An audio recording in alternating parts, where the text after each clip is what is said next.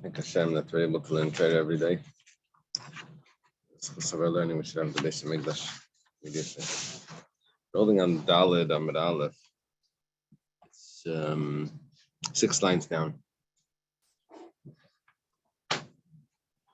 Yeah, we're discussing, our basic discussion is how do we know that money works for a betrothal? So far we had 2 sources. One source was that we learned it from a verbal analogy that was used for when Avram buys the field to bury his wife from Ephron. So it uses the word kicha. Nasati kesef asada kach mimeni. And then we have another verse that says that when a man betroths a woman, it says ki yikach, also the term kicha. It says kicha kicha, just like over there was a sale of the field, and which was done with money. So we had this kicha also is going to be with money. That was one source. The other source that we had so far was marriage and death are in there. Yeah, that's interesting. Yeah. The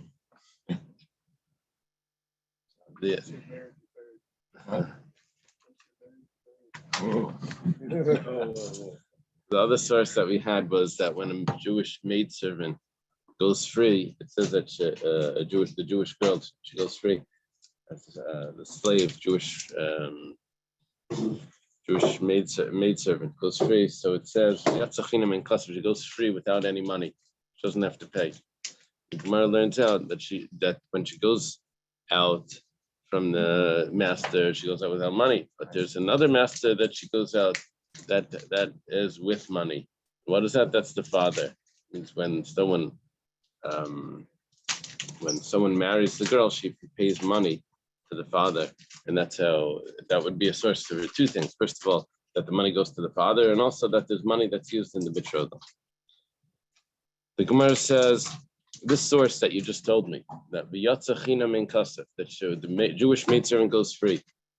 That tells me that there's money involved, and that the money goes to the father. That means that in a betrothal there is money. Says, but we use this verse for something else. You want to tell me it's coming to teach me that a betrothal has money and the money goes to the father? I use this for Yatzachinam for another source. It's teaching me something else. Look at the Tanya. It's used for what it was said in the Bryce. So the Tanya, the Bryce says, Yatzachinam, that she goes free, a Jewish maidservant goes free. How old is she? She's under 12 years old. Eli Yemei Baigros. That means that she goes free when she's 12 and a half. Begeres is a girl that's 12 and a half. Ein kasef, without money, what is that coming to teach me? She goes free without money. Eli Yemei Nairos, that means she goes free when she's 12. So we have two sources that she goes free and at different stages. One is that she goes free at 12 and a half. The other one is she goes free at 12. The question is if she's free at 12, how does she get to 12 and a half where she needs to go free? She was already free already. Child.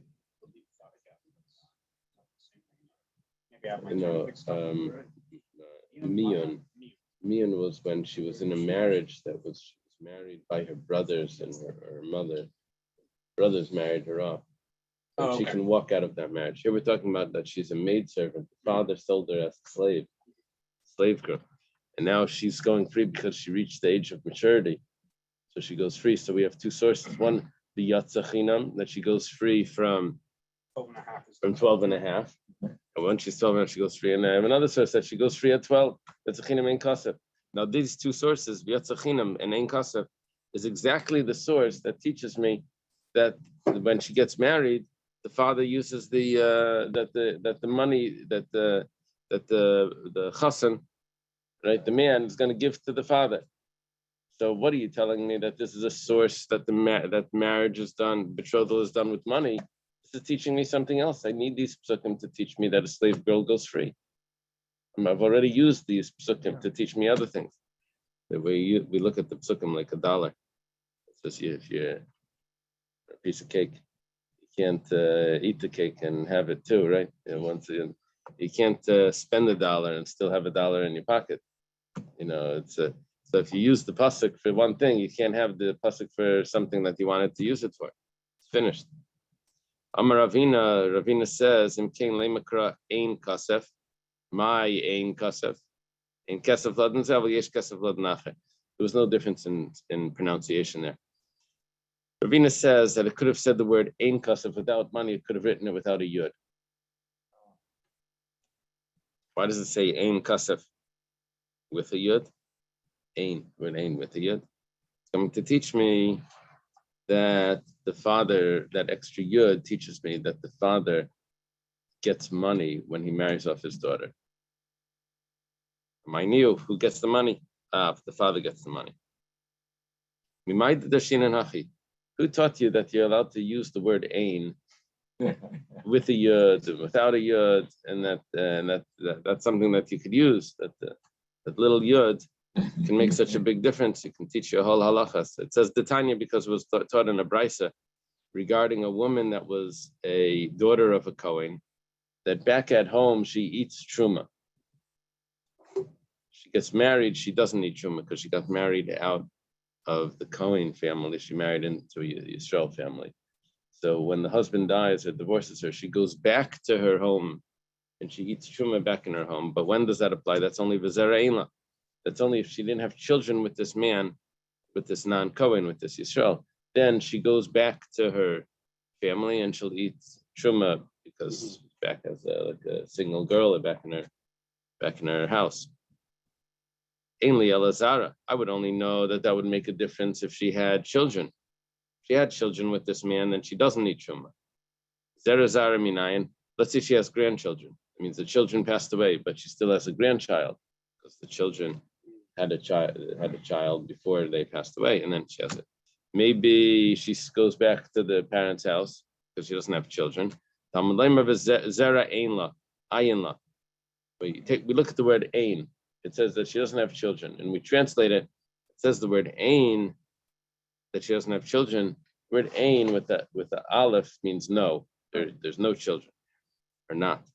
The word ein with the ayin means that you analyze.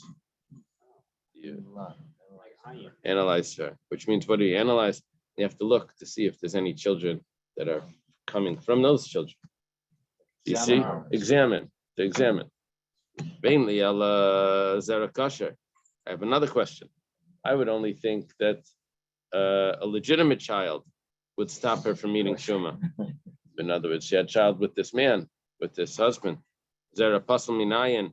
Let's say she has children that are pasal. How do we know that that's also going to stop her from eating truma?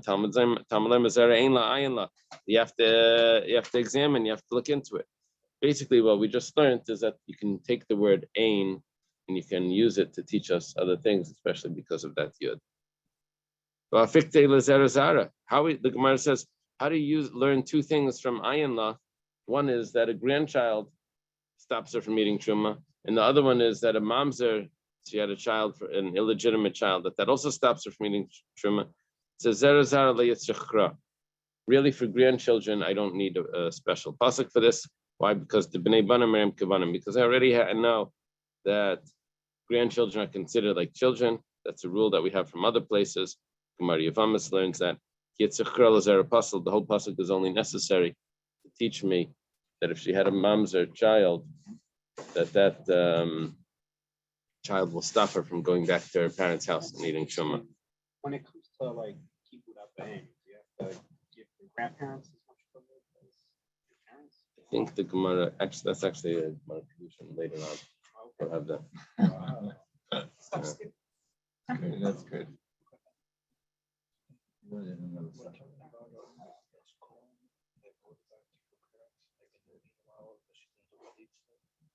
No, maybe she's divorced. It's not chalitza. Yeah, maybe there are no brothers. But whatever the case is, when that marriage ends, she could go back to eating truma. It's a law about truma. You said $1 analogy. who keeps track of all of these volumes, whether that pasuk was used some way and I can't use it again because Right. it's very expensive. Right. Who's in charge of keeping track of those psukim? The Gemara sort of does that a lot of the time. It knows, this whole thing knows. That one was never Yeah, used the before. problem is that it's not always perfect. Sometimes we do use a pasuk to teach me more than one thing. Sometimes we don't. And what's the rule about that? It's not so clear. Yeah. But the Gemara definitely has this assumption that if you use the pasuk already, you can't use it again. The Gemara will ask all the time, but you use that pasuk already. Yeah.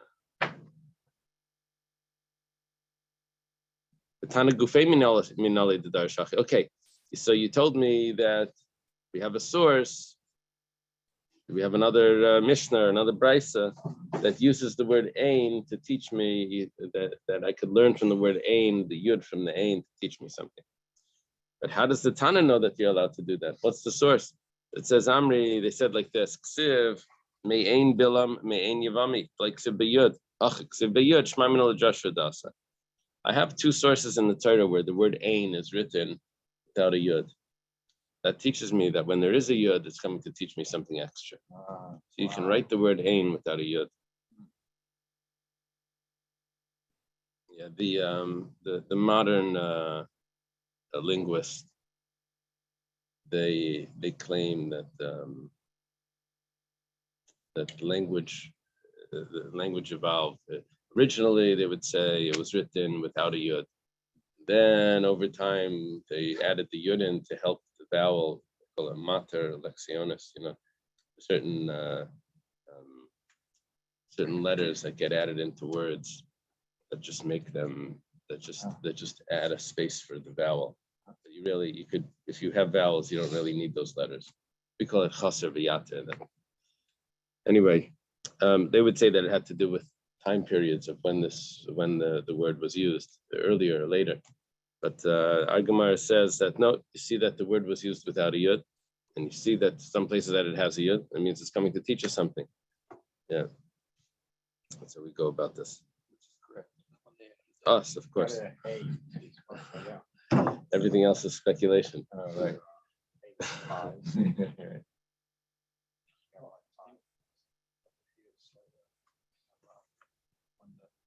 Yeah, you see over there by Sarah.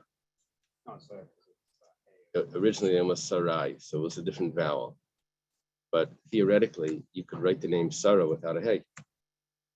You just put a commas under the resh and it's Sarah. So the hey and over there is what they call a mater lectionis. That's a Latin word. I think it means mother or something. Other sound. Anyway. Now,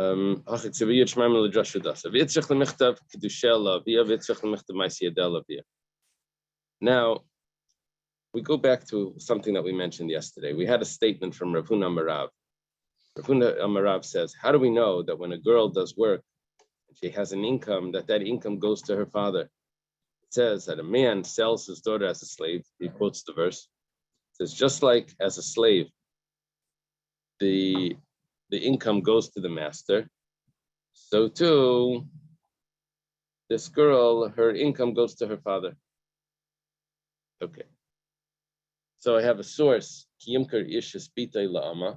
that her income goes to her father. And I have another source from V'yatzachina men kasef, using the yud from en kasef, that to teach me that when she gets married, her betrothed, the money goes to her father. So I have a source for her income to go to her father, and I have a source for the marriage money also to go to her father. Says we need both of those verses. Why? It says like this. If it would only say that her marriage money, her betrothal money goes to her father, I would say she didn't do anything for it. Why should she get the money? She didn't work for this. The money goes to the father. But her own work, she actually had to go to work. That's money she should keep. We should say that it's her money. Yeah. She worked for it. Yeah. So V'yashmin and Ma'aseh, let's say it would say the other way. Let's say it would say that her income goes to the father. The Kometzanamine, Mitzanamine, because she's being sustained by the father. She's eating the father's food. So her income goes to the father. But money that comes from the outside, that she should be allowed to keep.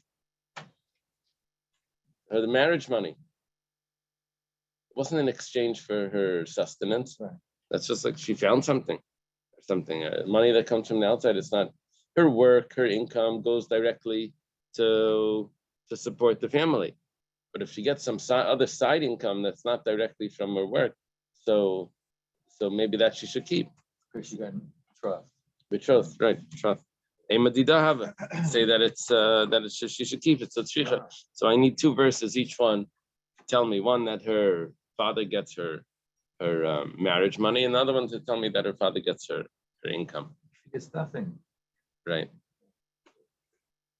So it makes sense to have a lot of girls. Yeah. It also makes sense to have a lot of boys. I read in it was the French philosopher Rousseau. He said that every child that you have adds a certain amount of income to the farm. He's over his cost, the cost of him of sustaining him versus what he adds to the farm. It's like 8 times more or something, or 4 times more. But anyway, it's good to have children to work on the field. Anyway, lahavdil. So Gufa. Okay. Gufa means that we're going to go back to something that was mentioned before. Now, this is a little surprising that we're using the word Gufa when before this was, I think this was a brisa. Yeah, usually when we quote a brisa and we discuss, we say Amar Mar, master taught. Over here we use the word Gufa. I guess it's not a perfect science. Terms. We decided that when it says Amar Mar, which means that it's master taught, it's going back to analyze something that was mentioned. It was always going to be a brisa or a mishnah, and Gufa was always going to be when we're quoting an Amayra. It's going back to analyze an Amayra. But over here, it looks like it's using the word Gufa and it's going back to quote a brisa, so it doesn't match perfectly. It says that the slave girl goes free when she reaches 12 and a half maturity. Ein kasef, without any money, Eli Meinars. That means she goes free when she's 12. Lichtiv Rachmana Naras V'lei Bagros. Says 1 second. Why doesn't it just say 12? She goes free at 12, then she's free already when she's 12 and a half. Why do we need 2 things? It's a good question. Right? Why do you need to, like the Gemara asks, the pasuk says, on 2 witnesses or 3 witnesses, the matter is established, right? So the Gemara says, if it's established with 2, why do you have to say 3? You already established it with 2, right? So here, she's free. The Gemara has a whole drush over there. But over here, if she's free when she's 12, why does she have to go free when she's 12 and a half? She's free already when she's 12. So Rabba says, it's coming to teach me the translation. Why? Just like it speaks about when it comes to truma, a non-Jewish slave that's in your household, and you're a Kohen, a non-Jewish slave is allowed to eat truma. The Jewish slave in your household is not allowed to eat truma. You don't really own the Jewish slave the way you own the non-Jewish slave. So the Jewish slave, what are types of Jewish slaves are there? There's a man or woman, but there's also 2 types in the men. There's one type that he's there for 6 years, and one type that he's there for 50 years.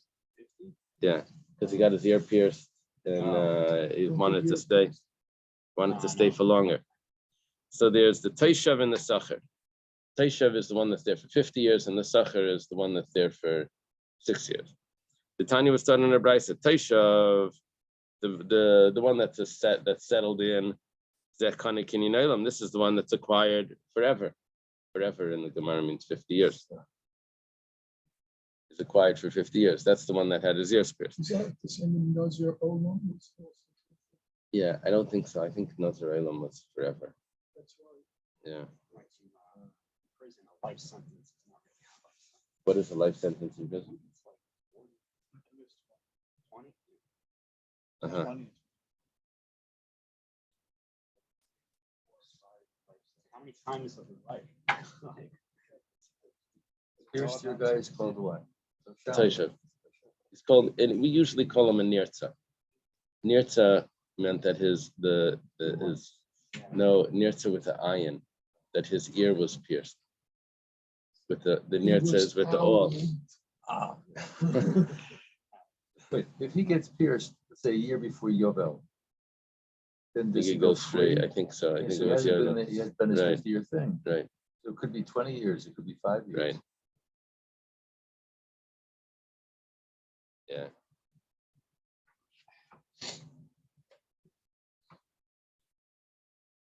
I heard Rabbi's wife discussing how sometimes people go into prison and life over there has a certain simplicity where you don't have to really do work. You just sort of get fed and you have a bed.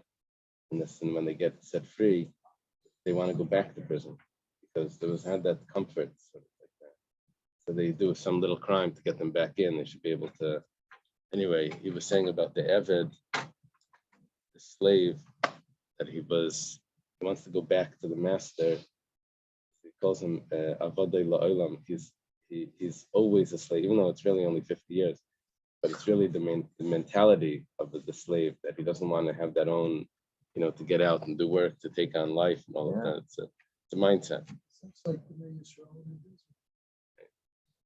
It's like the prison system in America. Right. Yeah. Right. They go out and they go back because they can't deal with it. Right. Or living in a monastery or a convent, any of those institutions. Yeshiva. Yeah. I found yeshiva and they push the guy out. There are guys that are in college. They keep going for more and more degrees. They just they never get out of it. Okay, so Taishav is the Eved that's a Kinyan Olam, that he's there forever. He does not eat Truma. Sacher, the one that's there for 6 years, Zekani Kinyan Shanim, he's only there for 6 years. He also doesn't eat Truma. Gemara says, 1 second. Yemer Taishav la Yemer Sacher. Why do you need to tell me the guy that's in the household of the Kayan for 50 years, he doesn't eat Truma. He's not enough of a family member to eat the Truma in the Kayan's house. So you don't have to tell me that the Sacher, the guy that's only there for 6 years, is not enough of a family member to eat the Truma. It would be a Kal V'chaymer. It's a Kal V'chaymer. If the guy that's there for 50 years is not considered part of the family to eat Truma, the guy that's there for 6 years for sure is not part of the family to eat Truma. Ilu Kain, the Gemara says, if it would have said just one of them, it would have said just, let's say, Sacher, if it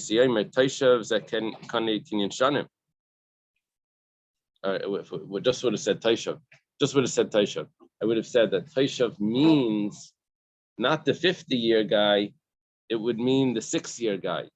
I would have thought that Taishav doesn't mean the 50-year guy, it means the 6-year guy, but the 50-year guy actually does eat Truma. He's so much part of the family. So it has to tell me two things, to tell me the translation of Taishav, that Taishav means the 50-year person. So basically what we're saying is that we got into this because we're asking, why do we need to say that a girl that's 12 and a half goes free if she goes free at 12? We said it's similar to the slave, the Jewish slave that doesn't eat truma in the household of his master, that's a kohen. It says over there two things. It says the one that works for 50 years, the taishav, and the one that works only for 6 years, the sacher. They don't eat truma in the master's house. So it says, why does it have to say the sacher? It could just say the one for 50 years. So if the 50-year one doesn't eat truma, so for sure the 6-year one doesn't eat truma. He's hardly part of the family. It's just there as a guest. Can't eat just truma as a guest. It's only if you're part of the family. Only if you're acquired by the master. So here, the Gemara says that if it only would have said one of them, I would have thought that the one that it said is going to be translated as the one for 6 years. But the one for 50 years actually does eat truma. So it has to say two, taishav and sacher, to teach me that the sacher must be the one for 6 years. The taishav must be the one for 50 years, and both of them don't eat truma. Just to give me the translation of the word, it has to say both of them. So too, if it would have said that v'yatzachina mein kasef, it would have only said one of them, I would have thought that she goes free at 12 and a half. It has to say v'yatzachina mein kasef to tell me that she goes free at 12. I need two expressions, one for 12 and a half and one for 12, just to give me the translation of it. Just like Tosha V'Sachar gave me the translation. Amar Abaya. Amar Le Abaya. Abaya says to Rabba, says, me dummy, how can you compare these two things? Hasam Trey Gufinino. Over there I have two people, both in the master's house. I have a 50-year slave, I have a 6-year slave. If it would have said Taishav, I would have said that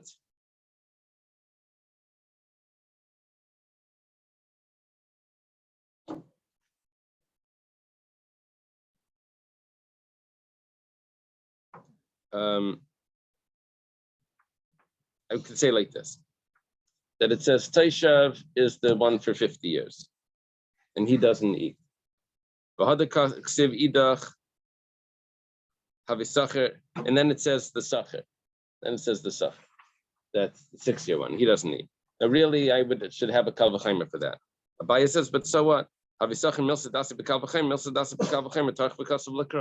pasuk is allowed to say something explicitly, what you could have got from a kal v'chaimer. Elahacha, but over here, chad gufi. It's not that the master has two slaves. Over there, the master had two slaves, one for 50 years and one for 6 years. Which one was allowed to eat? He said none of them. So why don't you just say one of them? And I would have known the other one automatically from a kal v'chaimer.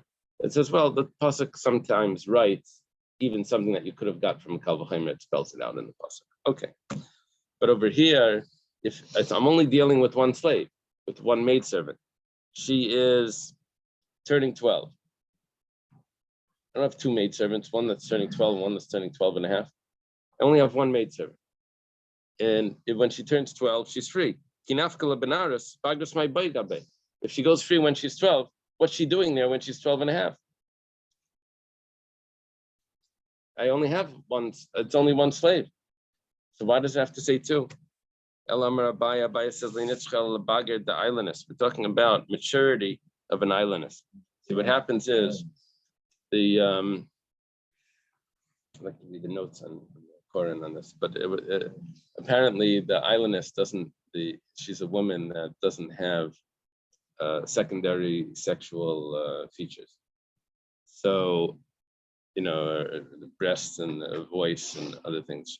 The chromosome is XX chromosome.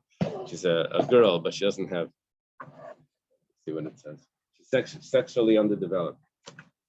You can't have children. This is not identical to regular barren women whose physical and sexual development is normal. A sexually underdeveloped woman is recognizable through her abnormal physical development. Apparently, there are various types of sexual underdeveloped women. Some possess excess male hormones, while others suffer from Turner syndrome. Yeah, is that something? Oh, really? A condition where the female is missing part or all of an X chromosome. With regard to the halacha, there are many discussions about the status of sexually underdeveloped women, primarily because her secondary sex characteristics are missing or appear at a later stage than is common. This leads to many questions about whether a sexually underdeveloped woman is considered to have reached adulthood. And when does she reach adulthood, maturity? But what happened here is that she doesn't have the 12-year. Normally at 12 years old, there's supposed to be some sort of development. She doesn't have that. So when do we say that she's reached maturity? When she reaches age 20. You have to look at her passport to see that she's developed. We can't look at her features. She doesn't have this. That's why it's missing. Oh, okay. We'll have good genes. No, this is not good genes at the young age. This is like puberty, where they reach they reach maturity at the normal age. That's what it's supposed to be. If they have good genes, they don't age. That means when they're 60, they don't have wrinkles. This is something else. But 20, she automatically becomes. Yeah, 20. So she jumps. She skips over Nairis. She becomes a begeris at 20. She never has the stage of the 12-year-old stage. So we're saying like this. You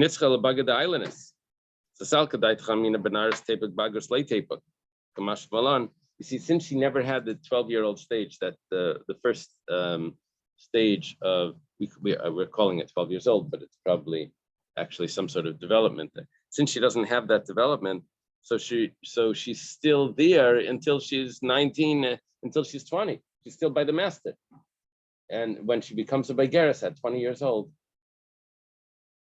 which is an automatic maturity based on her passport, based on her age, not based on her features. So then she goes free. So I actually, she goes free as a Baigeris and she goes free as a reaching maturity. So there's two ways that she goes free. Begeris is 12 and a half for a regular girl. It's 6 months after puberty, after maturity. Or if she's an idleness and she never reaches those, so then it's at 20, it's the cutoff point. Wow. The master gets like 8 additional years. Yeah. Wow. Yeah. It's good to have these kind of kids. I don't know. Every other master. Oh, they joked about, I've told you this before. There was a guy that went for smicha. Went to the Rav for a smicha test. So the Rav asked, what's a igeres? Now, if you remember from Chulin, there was a nick in the knife that wasn't kosher. Years ago, one of the types of nicks was where the blade went like on a diagonal. It had, what's it called? Serrated, but you could only feel the nick when you went one direction. The other direction, it was smooth. The other direction, you would feel it. So that was called the igeres. So the guy, he didn't learn very well this thing. So he says igeres.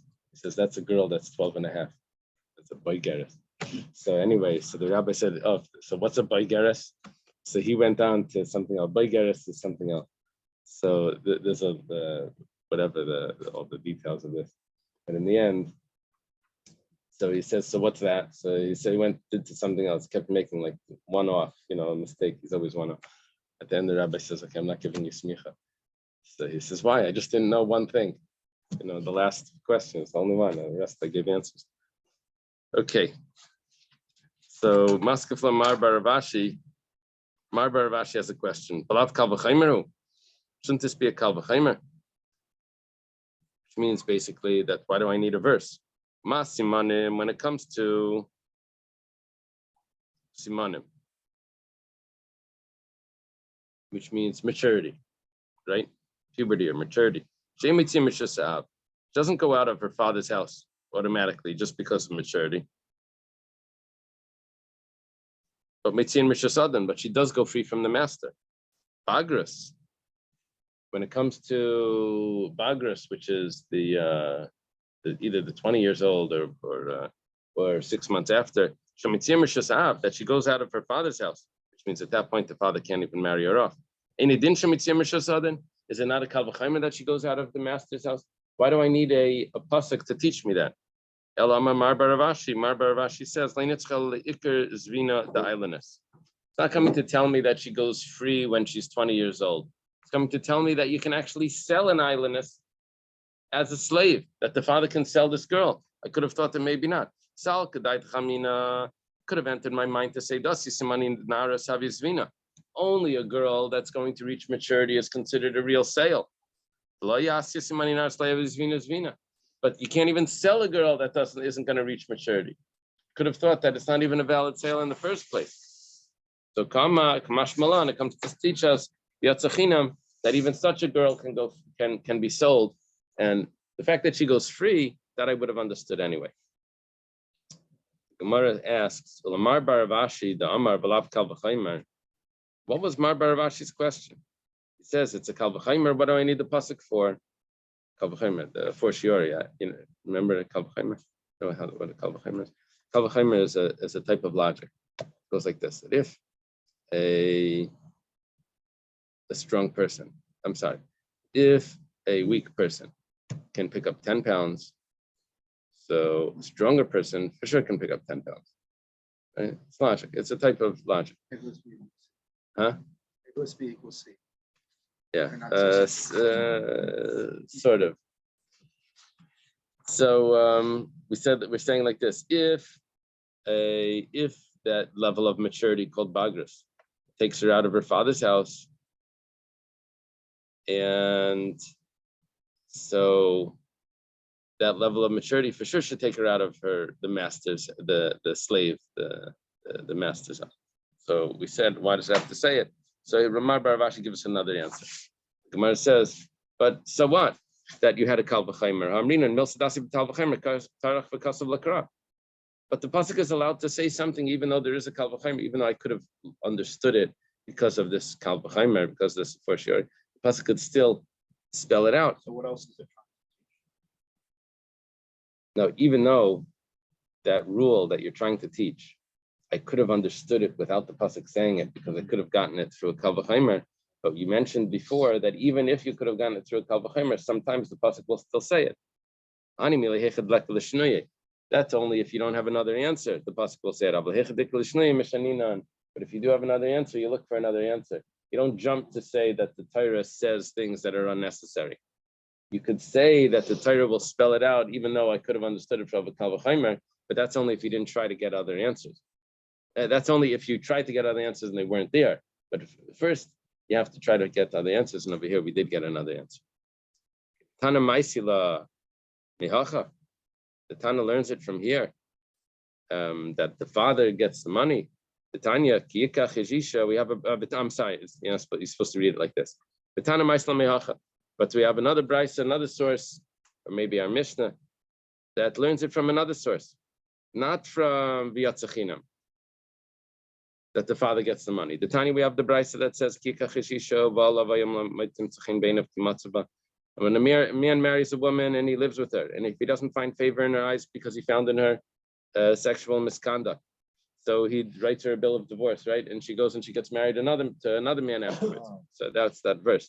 Over there it says that when a man takes a woman, ein kicha ela bekesef. It says when he takes a woman, he's referring to he buys her with money. Similar to purchasing a field, which is done with money. But okay, the Gemara says, one second. Why do I need a gzeir shava kach that she could use money? I could have figured it out without the pasuk. Why? We're going to discuss Kal V'chaymers here. So, when it comes to a Jewish maidservant, the master doesn't acquire her with intimacy, with relations. That doesn't work. No. If he lives with her, she's not acquired as a slave. He has to pay for her. That's how he acquires her as a slave. But niknas bekesef, but she could be acquired with money.